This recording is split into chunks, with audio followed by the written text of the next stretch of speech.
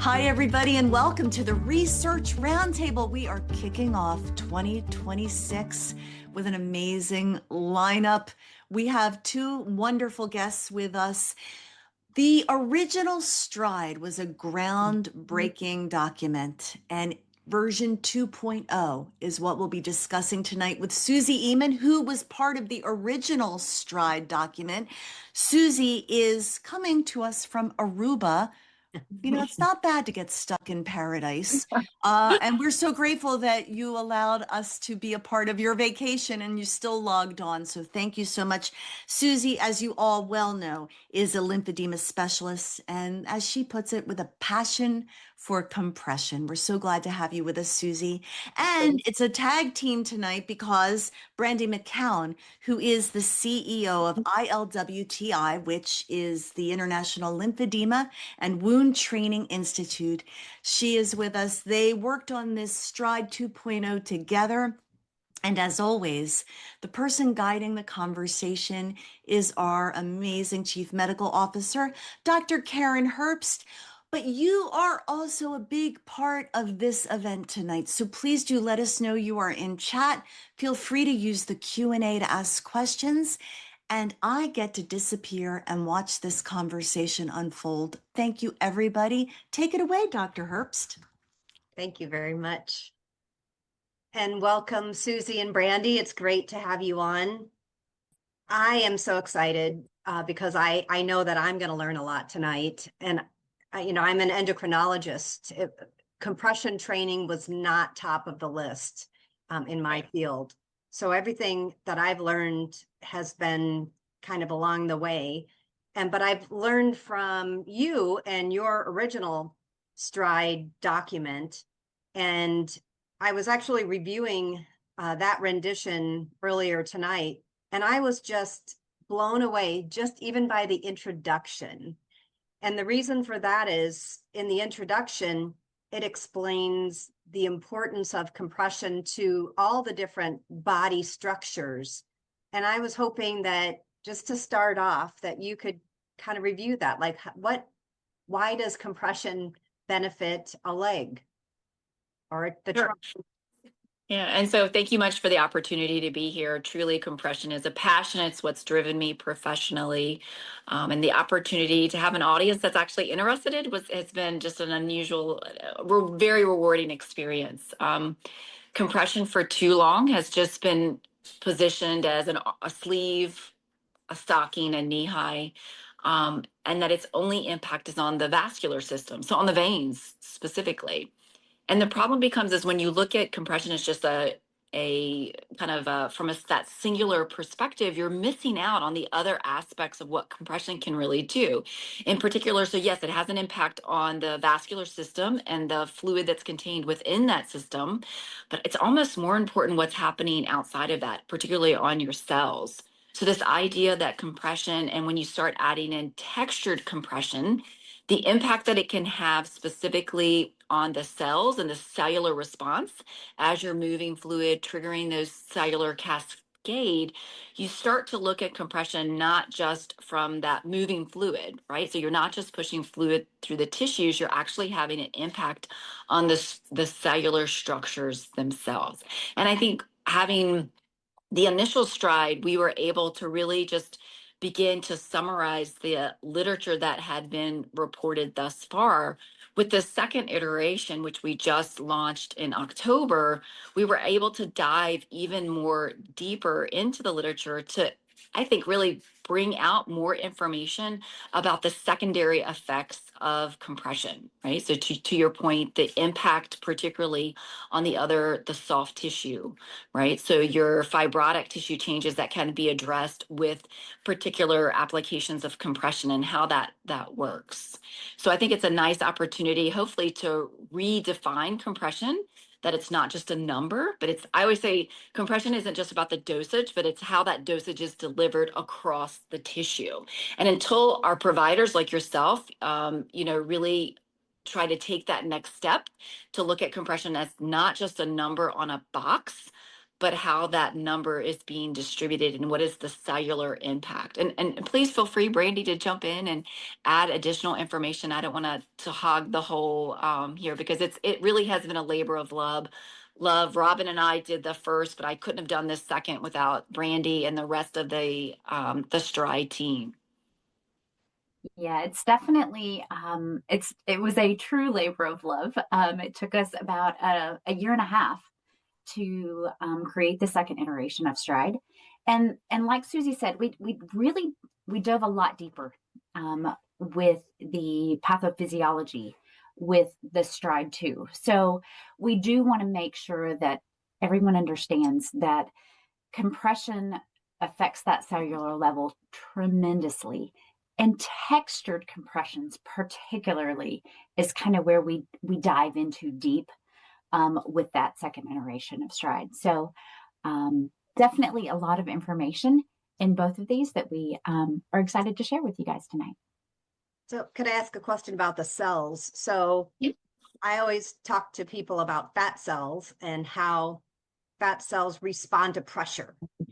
And they've shown that fat cells can actually revert back to like pre-adipocytes or even mesenchymal stem cells under pressure. So that's really interesting, but it makes perfect sense because cells aren't just sitting there as one little round blob. They're attached to their environment through fibers. And it's almost like I think of it as a spider. The cell is a spider and it can feel everything that's going on around it. So if you change the fluid around it, or you shrink a blood vessel near to it, or reduce fibrosis, it's gonna know.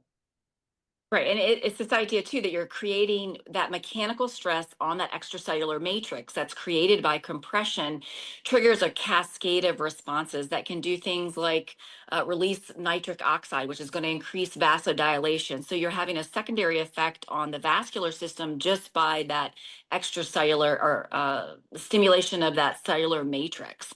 And I think the evidence that we tried to summarize and make it kind of a palatable piece of information within the second aspect of Stride just touches on the surface of that, right?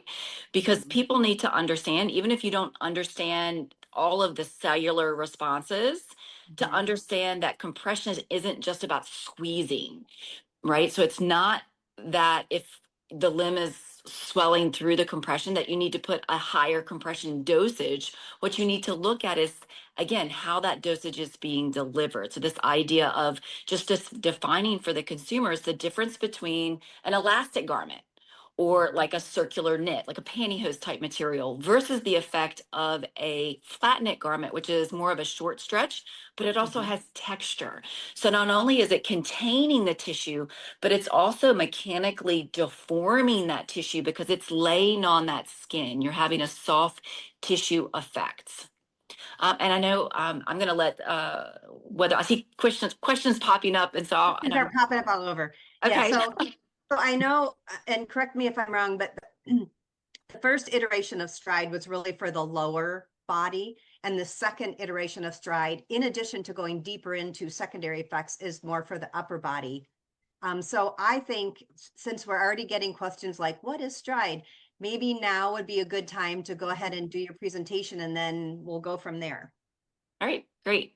And I'll have Brandy run the show for me because, again, I am my vacation got extended, so I'm stuck in Aruba with only a cell phone. So thanks everybody for being here today. We are going to talk a little bit more specifically about the Stride, the second iteration, which is the professional guide to compression garment selection for the trunk and upper limb. So we'll go to the next slide, Brandy. So for those of you that don't know, what is Stride? Stride was a labor of love that was initially presented or published, co-authored by myself and a close friend and colleague, Robin Bjork. It was launched in 2019. And, you know, just a funny aside, Robin and I initially set off and we had grand plans. We were going to do a document that looked at how do you pick compression, both upper extremity, lower extremity, and garments and bandaging. We were going to do it all in just a single document. But then when you really got into it, we were like, holy crap, there's a lot. You know, we had to break it down, right? So we started with the legs because, you know, when you think about compression, most people are, they know about lower extremity compression, most of your providers, right? Stockings, knee highs. So we started just with the lower extremity because that was where the bulk of the research, and we wanted it to not just be, two therapists talking about compression. We wanted it to be grounded in science. And so again, that's what we did. We put that together. And you say, why? So why did we need a second one? And that's really because that first one, as we mentioned, only covered lower extremities. So kind of foot, knee highs, thigh highs, pantyhose. We did nothing with regards to the upper extremity. So the second one really was giving us the opportunity to cover the upper extremity, breast, and trunk. And even more important is the fact that even 6 years later, so you figure we put out Stride in 2019, but yet still in 2025, 2024, people were still talking about compression as just dosage based. And dosage alone is insufficient. And you guys know as therapists, you guys already know this. I'm preaching to the choir a little bit in the sense that dosage isn't the only way that we can define how compression should be prescribed. And that's because not all compression textiles perform equally. We know, again, there's a difference between a circular knit and a flat knit, something that's elastic versus stiff. And then we also know our patients are very, very different and their activities are very dynamic. Therefore, we must have compression applications that can adapt to our patients as opposed to our patients. It's this whole idea of trying to fit a square peg into a round hole, right? And so this second iteration of Stride was really about redefining compression for the upper extremity. We'll go to that next slide. So for those of you who have never heard of Stride, let me kind of just give you the breakdown. Stride was a framework overview. Robin and I tried to get together to think, okay, what are the things that we consider when we choose compression? So the 6 key factors when you look at a compression application, you want to think about the shape. What is the site of swelling? What is the size of the leg? What is the shape of the leg? That's really going to determine what type of product, whether that be a compression garment or even a compression bandage, that you're going to put on that limb. Okay. T is the next one. And this is probably for me, the biggest thing that Stride did is it made people understand that the texture of the tissue, you need to match that to the texture of the textile, right? So what does your patient's skin feel like? Is it fatty? Is it watery? Is it fibrotic? Okay, and you have to match that to the textile, the compression textile. Do you need an elastic garment? Do you need something that's stiff? Do you need texture to help to break down that fibrotic tissue? So that's T. R stands for refill. Our patients' edema changes dramatically. Some people can go all day long and they hardly get any swelling, just a little bit of change. And then you have other people that you can take their compression off and you literally can watch their limb fill up, right? So you have to think about, how does the limb change throughout the day? And then issues. I stands for issues. This characteristic accounts for your patient-specific factors.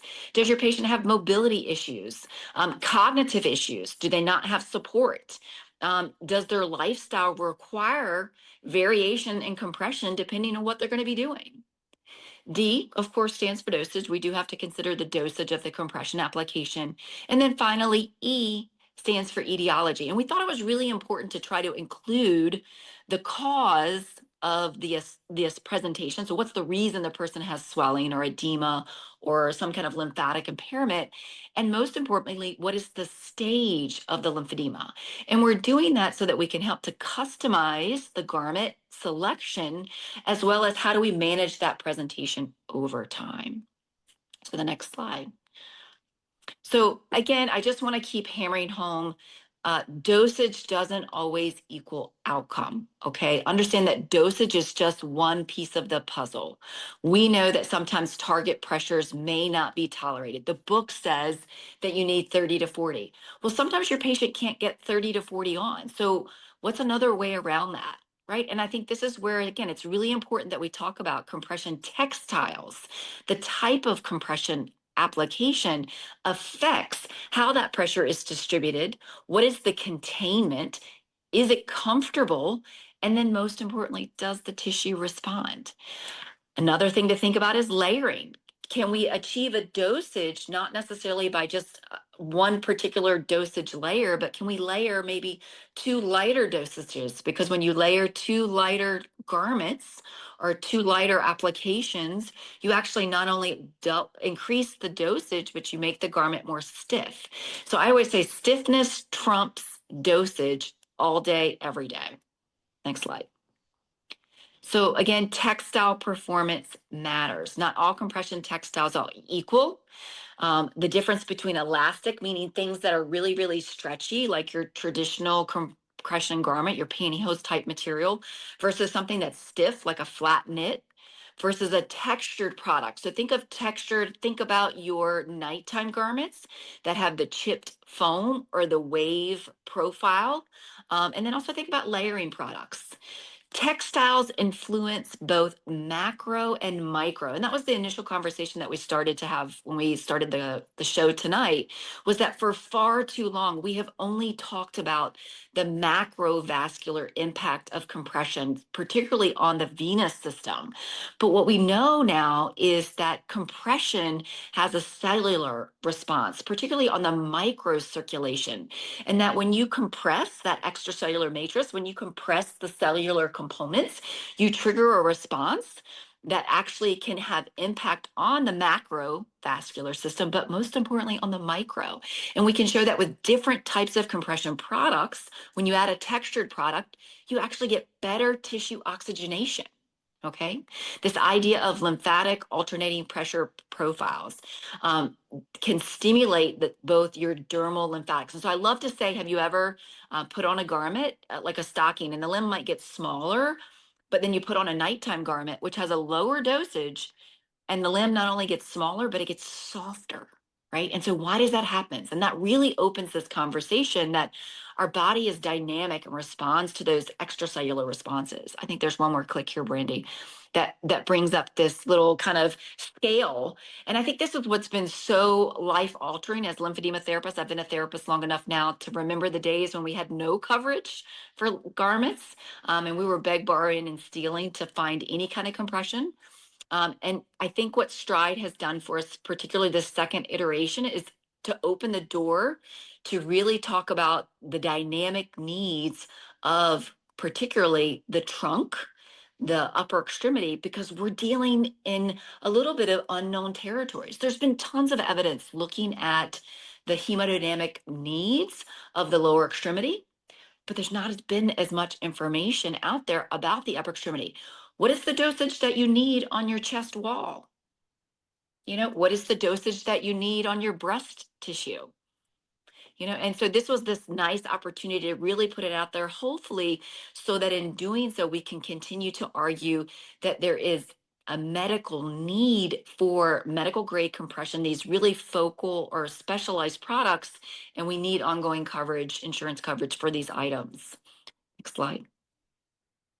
So we're going to do a case study. I always think a picture says 1,000 words. And so let's just look at this patient. And I chose a breast patient because, again, this whole second iteration of Stride was all about upper extremity, breast, and trunk, right? So that when we think about lymphedema, so this is a breast cancer patient, you think about lymphedema, everybody thinks about arms. But as a lymphedema therapist, I am seeing more and more and more breast and trunk swelling, and nobody's talking about it, and nobody is addressing it. And this woman actually came to me with just a sports bra. That's what she had been told, that's what she needed. And it was not managing it. She had extreme pain. So if we go through our STRIDE acronym, let's just walk you through how you would use the STRIDE algorithm. So you'd say, okay, where is the swelling? The site of the swelling is the breast and lateral chest wall. Her tissue texture, T for texture, is woody or putty. Okay, and so we know that something that has woody or putty will require a stiff textile to contain it, as well as a focal pad to accommodate for the asymmetries, but also to accommodate the way that that pressure is distributed across the unique anatomy of a breast. So think about it. The breast has a lot of convexities, a lot of concavities. It's not a straight up and down limb like an arm. So it's a completely different animal. So that's texture. R stands for refill. For this patient, she had fast and continuous swelling throughout day and night. So she was going to need something for daytime and nighttime, and they may not be the same thing. Issues, cosmesis. And this is a huge issue for our upper extremity and our breast cancer patients, or really anybody that has, what I call compression that you can see. You can hide a leg, you can hide a foot, but it's really hard to hide a chest or even an arm, a hand. So there were those cosmetic issues. So we wanted to give the patient options, because we know if you give your patients options, they're going to be more compliant. More compliance is going to result in better effects. E stands for etiology. At the end of the day, we always want to understand, why is the area having lymphatic impairment? Because if all you do is chase the symptom, you're never going to manage it. Okay. It's really important that you understand why a patient is having a presentation that they do.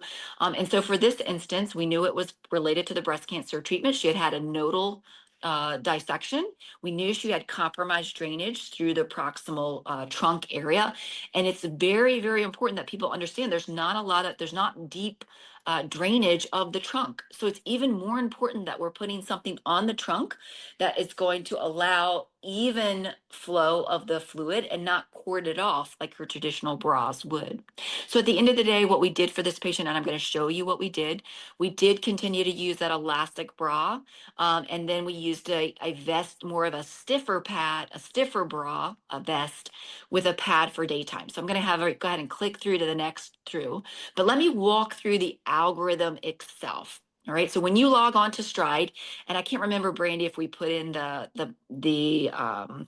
QR code or not. If not, maybe we can put the link into the chat box for everybody. But when you log on, this is available to you open access on the Journal of Wound Care website, and we can also get it out to you as well. You can come to this algorithm page, and the way you look at it, you'll see the different sections. So you're going to start with, I'll have you tap one time, Brandy. The yellow box will come up first. And so that yellow box allows you to identify where is the swelling on the left-hand side. And on the right-hand side, you will be able to kind of match it up over there with the stage of the lymphedema. So you're going to notice that the stage of the tissue will match up with the tissue type. Okay. The green, which is the next box that's going to pop up there when she hits enter. The green will highlight for you the textures, the compression textiles that best manage those tissue texture types. Okay, so we know for this patient they're going to need both day and nighttime compression. And then the blue will again then just kind of identify for you the dosage and the stiffness selection. And I see I left off an N there for selection. So I'll have you go to the next one, and we'll be able to, I always say this, the next slide is the moneymaker slide, because it really does show you kind of that before and after. And these results are really quick. This was in about a week and a half of her wearing a specialized corset with a pad that had an alternate. I'm trying not to say brand names because I think that would be unfair. So it's a specifically designed compression bra that is very stiff, that you see pictured in the bottom right. And on the affected side, we incorporated a focal pad, compression pad, that had that alternating pressure profile made with that chipped foam. So that's going to give us that dermal stimulation to help to break down the fibrotic tissue, to promote not only drainage within the lymphatics through the dermis, but also to start that cellular change to provide resolution of those trophic tissue changes. So again, for daytime, we got her a stiff garment with a focal pad that she could take in or leave out. For nighttime, she did use that elastic garment that she was using previously. But again, it's always good to have patients give them options so that they can wear one or the other. And again, at the end of the day, it is all about success is driven, again, not by dosage, but about matching the patient and the product. Okay. It's not just about picking a box off the shelf. So I think there's one more kind of summary slide, and hopefully we've triggered some questions, because for me, I am super nerdy compression. I'm just fascinated by it. That was the reason I went back to school for my PhD, because I had to figure out why that alternating pressure profile had such a difference. Compression is more than just the number on the box. The textile behavior drives the therapeutic outcome. A compression garment is not a compression garment, right? We need to make sure that we make our compression selections based on our individual patients' presentations. We need to give them flexibility. And then we, as clinicians and researchers, we need to demand from their industry partners to do more research to make sure that we have evidence as to that cellular effect of these specific compression products in order to demand that we have ongoing medical coverage for these medically necessary products. So I always like to kind of start with a little tagline, let's stop measuring compression, let's stop talking about dosage, and really start trying to understand how that dosage is being distributed, number one, and then number two, what is the effect of the way that pressure is being distributed. So hopefully that maybe triggered a couple more questions, and Brandy, you can definitely weigh in. Dr. Herbst, did that kind of maybe open up a question? Okay. Can of worms. But Brandy, is there anything you want to add? So the one thing that I want you all to notice is that in the case study presentation, did you notice that we kind of flip-flopped a little bit of what we would consider normal day and nighttime garments, right? And not saying that you couldn't still reverse that back, but notice that the daytime garment with that breast and chest, right, was a lot more aggressive than the nighttime garment because we want them to be able to rest, right? So you've got to think that some of those same textures that we might add for a nighttime garment might be better used during the day for some of those breast patients. So just kind of understanding the textiles, the nature of the textiles, the comfort level of your textiles as well, and being able to understand that and the reason that we're using some of those selections as well. Absolutely. All right, so I see lots of questions. There are. I just have a question that I have to get out. And that is, I do have patients who have limb swelling, but also truncal swelling. But sometimes I can't figure out where it's coming from. It's not as obvious a case as a woman with breast cancer with node resection. How do you appropriately document truncal edema? And I know the trunk is huge, but so that I can get garments for the trunk covered by insurance. So I think, and this is where, again, leaning on industry partners, there's several tools that are out there that you can actually objectively document the amount of fluid, right? And so you could definitively show that you have more fluid on one side versus the other. And so that's one way. And then I think that this is where continuing the need for objective measurements. So, in Europe, you can actually have different advanced imaging scans to actually objectively show. So you've got Nerfly, you've got the limb scanner, you've got, even other imaging technology in order to objectively measure. So for me, if you're saying it's a patient that doesn't have an underlying oncology diagnosis, right, more of like your lymphedema, your lymphedema patient, or vein lymphedema, obesity related lymphedema, lipedema related, just all sorts of different causes. And often it's, in the lower trunk, the belly, but right. It can be on the, upper back. It can be on the lower back. It's just that I don't know how to, and it's usually not asymmetric. Right. But and this is for me, when I see patients like that, a lot of it has to do with the way the tissue is hanging, right? So I think you're asking what's the best way to objectively document it in order to document the need for the compression, right? Yes. And I think documenting the circulatory changes that you're observing. So we know that we talk about venous insufficiency or venous stasis, right? So let's take that pendulous admin. For too long, we've only associated hemosiderin staining with the legs, but understanding that any part of your body can have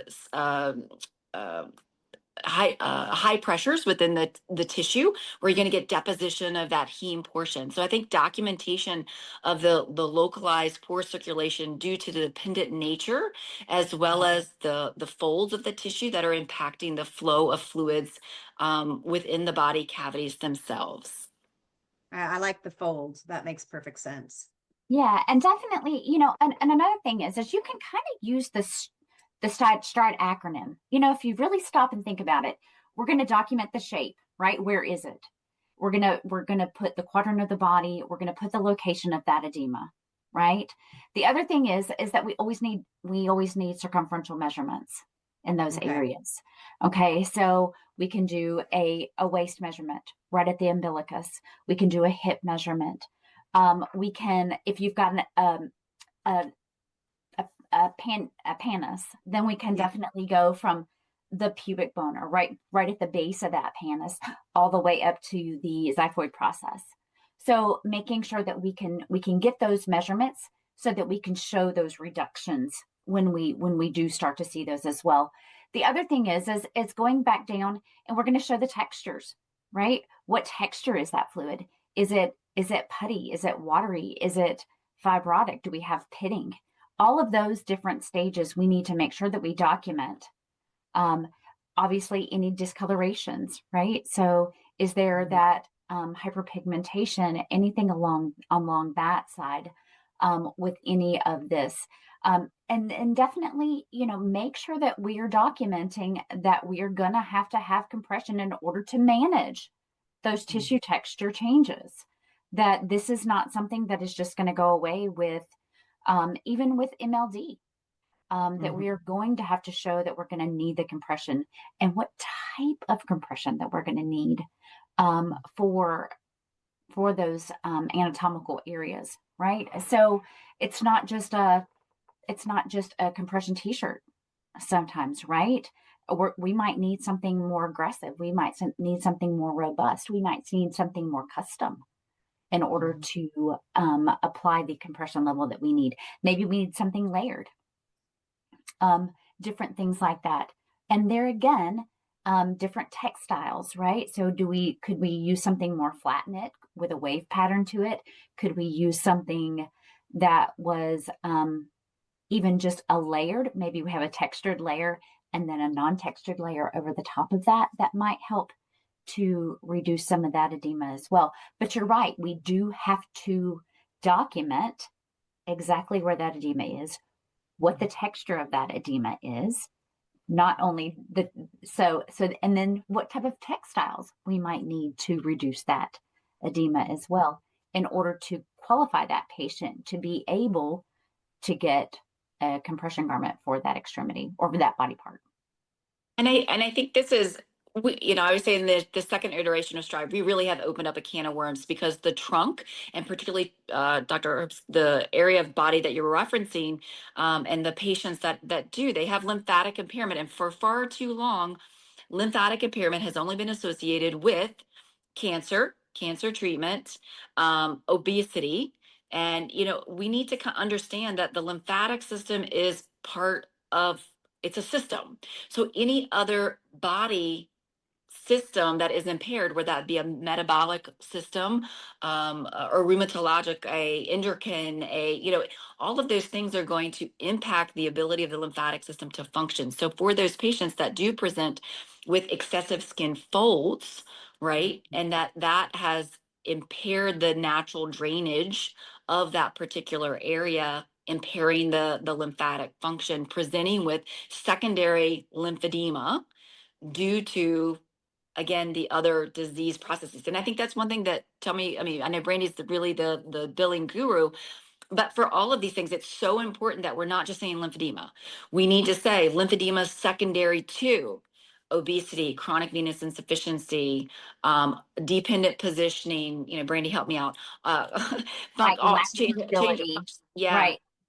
There's so many different things. So the other thing is just because we have a diagnosis of lymphedema or lipedema, right?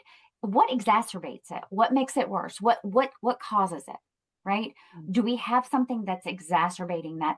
We need to make sure that we're documenting that, not only with our documentation, but with our coding, right? So if we have a diagnosis code of I-89.0, we have a stage 2 lymphedema, okay? But we also know that we have venous insufficiency, we have morbid obesity, we have diabetes that's uncontrolled, we have chronic kidney disease, stage 4. You know, we have several things that are contributing to the level of our lymphedema, the staging of our lymphedema. We make sure that we are using those codes as well, because there again, when we're trying to get our compression garments paid for, okay, they're going to go back and look at that stuff. They're going to go back and look at the other exacerbating conditions that are leading to that lymphedema. Okay. So I always like to say that we're not only going to document what we see, but then we're going to paint a picture, because with our codes that are going to show that as well. Because remember that most of the time, unless we're being audited, right, what do we have to show the insurance company? Our codes. That's what we show the insurance company. Okay. So if we're not coding it out appropriately, then we aren't painting the picture to let the insurance company know why we're doing what we're doing and why we need what we need. Okay. If that makes sense. That, yeah, I see a lot of patients who have probably extracellular matrix gene variants causing hypermobile joints. And even if they don't have obesity, they've had a C-section, they have a big scar, maybe they've had multiple C-sections through that scar, and then their belly hangs down, and then they get a dependent edema. So now they have lymphedema secondary to being hypermobile and a C-section scar that's never been addressed. Right. So we've got to code all of that out, right? We've got to code all of that out to make sure that the insurance company understands why this patient has lymphedema before they just start denying, right? Which is what happens too often. And so, you know, and that's where Stride kind of comes in too. So the main goal of Stride is to not only help practitioners to be able to use the algorithm to work through the algorithm to come to a conclusion as to what type of garment that patient needs, right? So there's the first goal. Second goal, right, is that we're going to substantiate the reasons why we need that through that algorithm and through the information in the Stride manual itself that's going to substantiate why we need that compression for that patient. So use that information, even from the algorithm itself. Use some of the verbiage from that in your documentation, and you're going to substantiate those garments as well. Okay, I think that's awesome. It's definitely twofold, and we built it like that.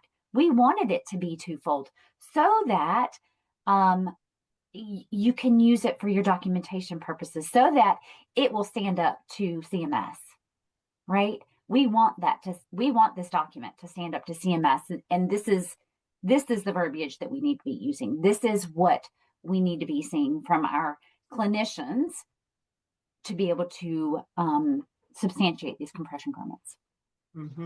Very nice. Speaking of documenting codes, there's a question from Amanda Hadaway. She says, once the ICD-10 code for lymphedema is implemented here in the US, will insurance companies pay for compression for lymphedema? No, not yet. Okay. It's the same thing that we're going to see, you guys, with lymphedema, that it took 12 years to get it approved. All right. Once we started fighting for it. And so is an automatic diagnosis of lymphedema going to give you a compression garment? We're going to have that lymphedema diagnosis with that lymphedema in order to get those compression garments. Okay. You guys, and just so you know, Dr. Herbst can probably tell you this as well. There a lot of the time is a lymphatic component in with all of this as well. Okay. So it's not like you're creating something that's not there. We're not making it up. We're not making it up. Okay.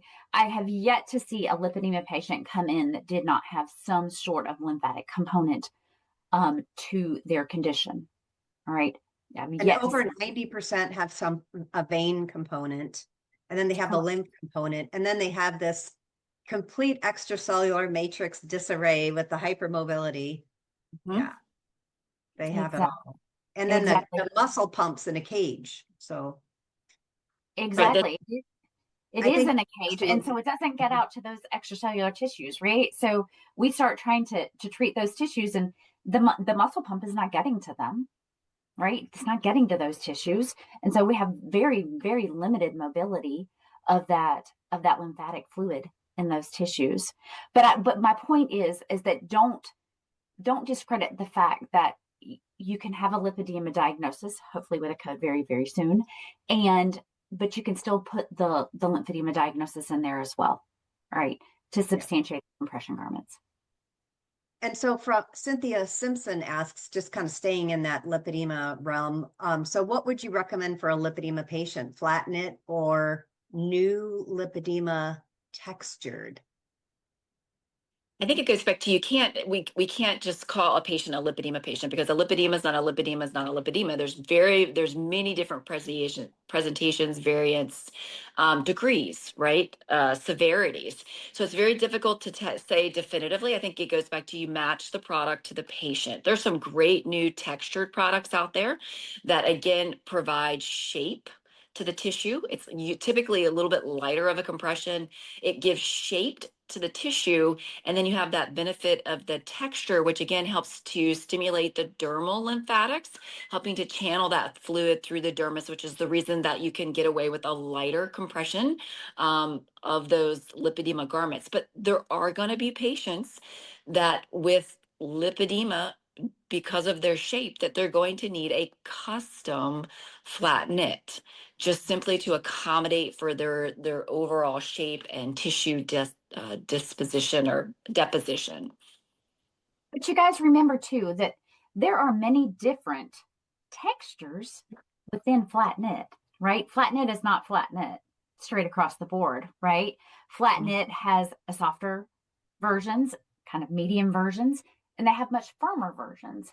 So, and then remember that the actual weave of that textile as well increases in texture with the increase in the stiffness, not the dosage, the increase in stiffness of that compression garment.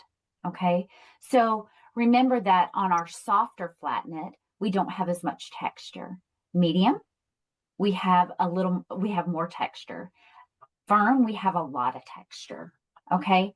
So just remember that flat knit is not just flat knit. Okay. Right. Flat knit is not just flat knit. And that's why you'll see, and I know we kind of brazed over it in the presentation and it was little tiny print, but I encourage you to go online and really look at the algorithm, because you're going to see within those boxes, you're going to see a generic term of like low, regular, or high, referencing the dosage, and you're going to see light, regular, or regular, strong for the stiffness. Right. And so understand that even within a dosage category, you can have, maybe a regular dose, a medium dosage, but a regular stiffness. So there's variety within. So a flat knit is not a flat knit. So it's difficult to just come up with that singular answer. Yeah. I totally agree. I tell my patients it's such a personal journey.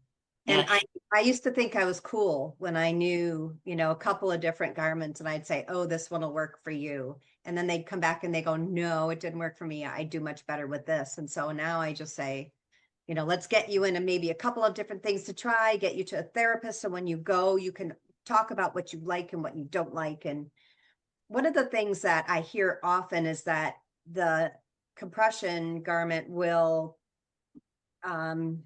dig in behind the knee. Mm-hmm. And what do you do in that case? So I guess, the largest population that you see, I think, are mostly lipedema patients. Yes. Mm-hmm. Yeah. And so again, it's that tissue texture. So this is where I would encourage you to work with your manufacturers that are typically you're doing a custom garment. There's modifications that you can make to the textile. There's measurement nuances that you can do. So there are tricks when you're measuring, how you measure with regards to those trouble spots. Okay. As All opposed right. to, a circular knit is always going to want to dig in. So when you Right. talk about, unfortunately, patients always want the lightest, the thinnest, the prettiest, but that may not be your garment. But this is where I encourage patients, have a variety. I don't have the same shoes. I have my pretty going out shoes, and then I have my work shoes. So maybe you have a pretty thin garment that digs a little bit, but it's thinner, it's lighter for your some days, but you have that thicker, heavier. Options are key. Mm-hmm.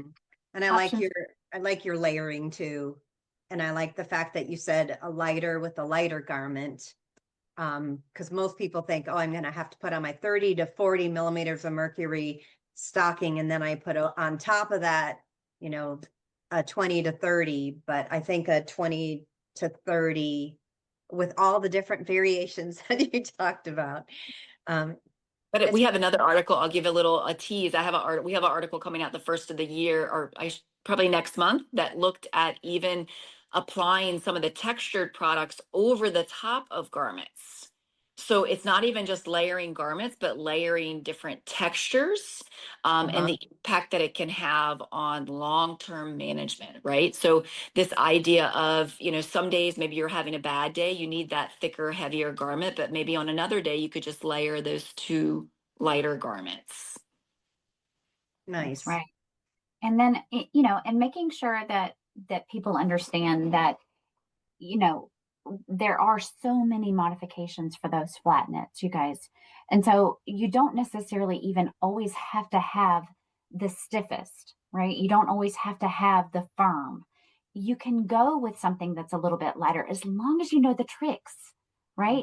As long as you know you're talking to your garment manufacturer, you're talking to your rep, make sure that you know the tricks to be able to loosen that up in certain areas, adding silk paddings and things like that into those pieces to make sure that we're bridging those folds and those gaps the best that we possibly can.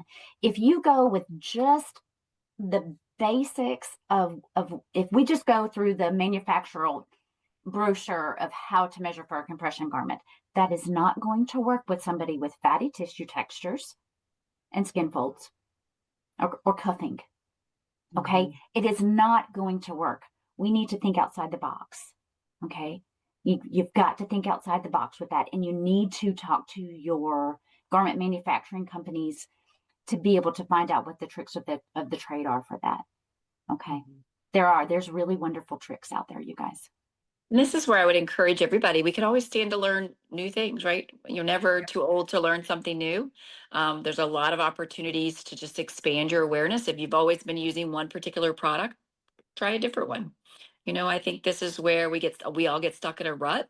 And so really reach out to your manufacturers on a regular basis to say, what is new, right? What's the newest product? Somebody just put in here, what resources can you point out for your new CLTs, right? Well, I'm gonna find it real quick. I'm gonna find you guys the link to the upper extremity and the lower extremity stride garments documents, and I'm gonna post those in the chat for you all. But the other thing is reach out to your manufacturing companies. You guys all have reps, right? If you don't have reps, you need to have reps, and they should be coming in to see you. And if they don't have a seasoned rep, you can ask for one. All right. They all have flat knit teams. Okay. They have those teams that can walk you through and show you that stuff. The beautiful part is nowadays, you guys, is this right here. Okay. Is Zoom and these meetings where they can see you, even if they can't come to you, they can still see you. Okay. And teach you some of the tricks of the trade as well. Okay. Are we allowed to plug the stride class or no? Is that not allowed? Go right ahead. Okay, I was going to say it's so hard because ILWTI offers a stride certified compression class, which are a stride fitter class. Basically, it's a class that is for fitters, really, but it can also be for new therapists or even seasoned therapists to just learn a little bit more about the basis of stride.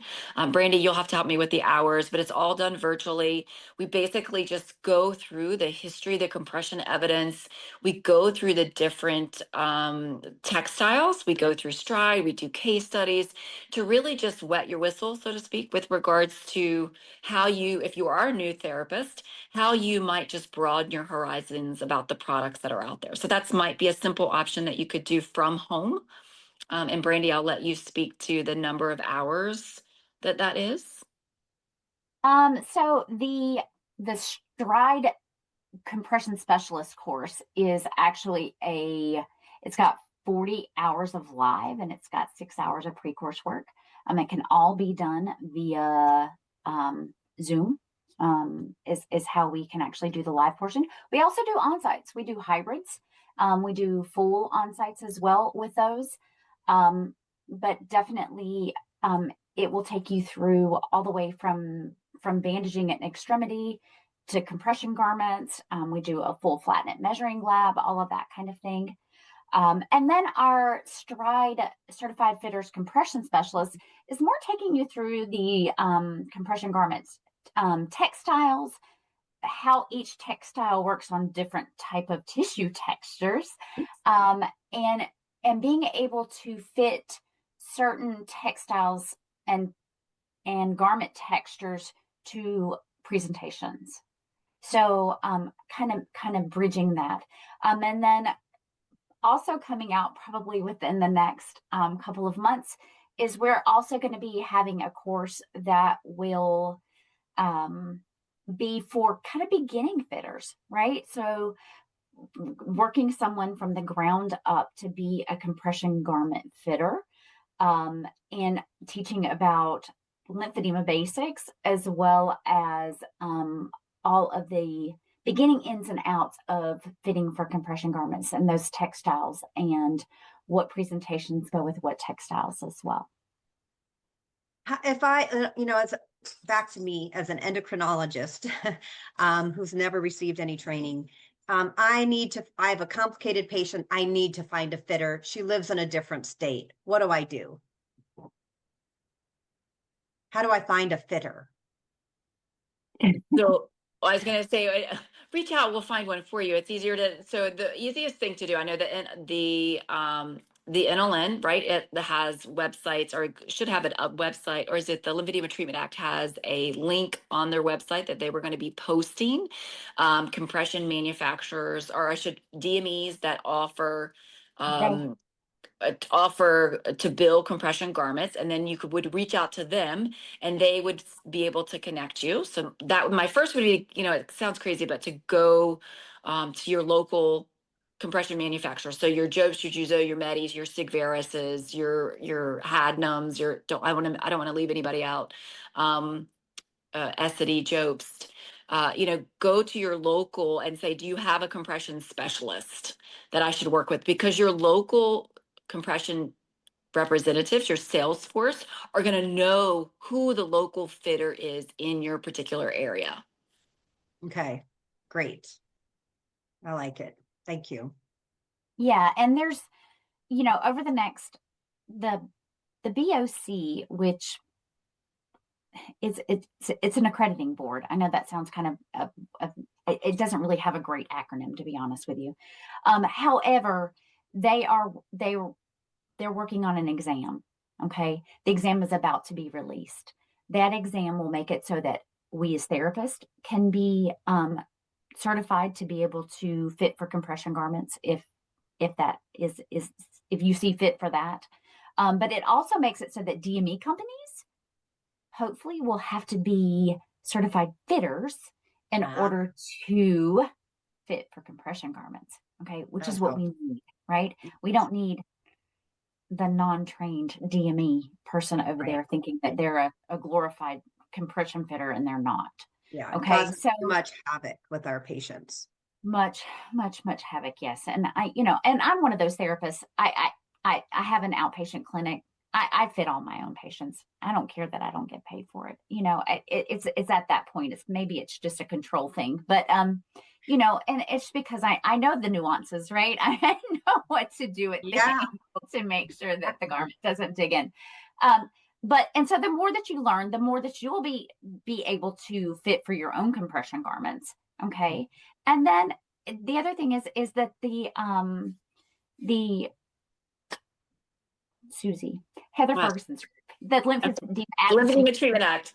Yes, the Lymphedema Advocacy Group does have a wonderful, wonderful link in there that shows you all of the DME companies that are able to purchase compression garments and where some of your really good fitters are as well.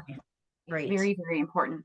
I also just put the links to Stride in your chat, you guys. So if you go to that page, it's on ILWTI's page. It's where we house the link for the upper extremity and the lower extremity Stride Stride documents. So please go ahead and check those out. Save that link. And you guys can have those forever. So JWC is who we published both of the documents through. So, yeah. I just think both of those documents are such great resources. And the fact that you also have Stride classes. I mean, I just feel like the amount of education available now because of both of you and Robin is just incredible. And I just wanted you to know how much I appreciate all that you've done to accomplish that. It's not just a paper saying blah, blah, blah, blah. It's here's how it is, and this is what you can do, and here's how to get educated. Just phenomenal, really incredible work. And I thank you so much. I know I'm supposed to say that at the end, but I couldn't help it. No, and I'm nodding enthusiastically. Our audience is so appreciative of those links. This is such a valuable resource that people can refer to on and on. Susie, you said something really profound, and I always show up right as we're getting ready to run out of time. So think about closing comments that you'd like to make to leave the audience with. But you said, Susie, it's never too old. You're never too old to learn something new. And I agree wholeheartedly, and also believe when you stop learning, that's when you get old. You know, keeping active. And that's what these research roundtables are all about. We want to remain growing and learning in our respective professions. And this was just a perfect way to start out the year. This has been recorded. Everybody who registered will receive the link. And this will also live on the Lympha Press website so that you can refer to it in the future. We want to thank everybody in the audience for being here. And since this is being sponsored by Lympha Press, I know we talked a lot about compression garments. Any little snippets about pneumatic compression you'd like to throw in there before we run out of time? Go ahead, Yeah, Susie. I was going to say definitely it's just this idea of extracellular deformation. So using your nighttime garments under your compression pump. You want to talk about magic?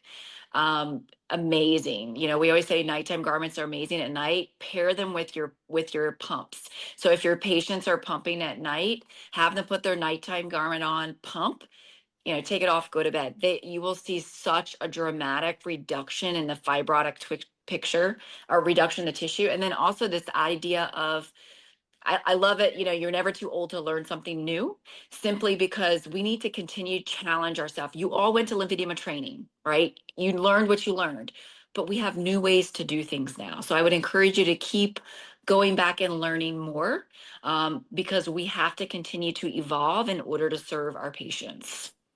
Absolutely. I see you nodding, guys, Brandy. Go for it. please, please, please think about textures. Okay. Textures and stiffness versus always just thinking dosage. Okay. Dosage is not the ticket, you guys. It is not the ticket. That is the old school way of thinking. Okay. Think about the textiles, the stiffness, and the textures. Okay. That's the new way to think. And we are going to achieve so much more if we can think like that instead of just based off of dosage. Nice. Thank you so much for what you have shared. What a great tag team. We got to have you back on the Research Roundtable. We'd love to have you. And Dr. Herbst's closing comments before we run out of time. Well, I think I'm so glad you mentioned that about the pump. That's so exciting because that's a question that comes up from patients all the time.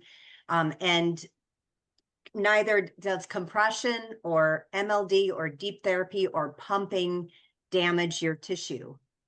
Am I correct? Right? It's all When appropriately applied, no. when When appropriate, appropriate. right? It goes back to when it's appropriately applied, compression's amazing. Whether it's static or active. 100%. And there's a time and a place for both. Great. Mhm. That's all I have. Thank you so much. I kind of said my piece. I think both of you are incredible and really enjoy this and would definitely love to have you back. Wonderful. Thank you so And much. to Thank you. everyone, thanks for starting your new year out with us. Join us every month for more exciting, inspiring content that will help all of us grow. We'll see you next month. Until then, Happy New Year, everyone, and thanks for being with us. Have a great night. Good night, everybody. Yeah. Great. Happy New Year.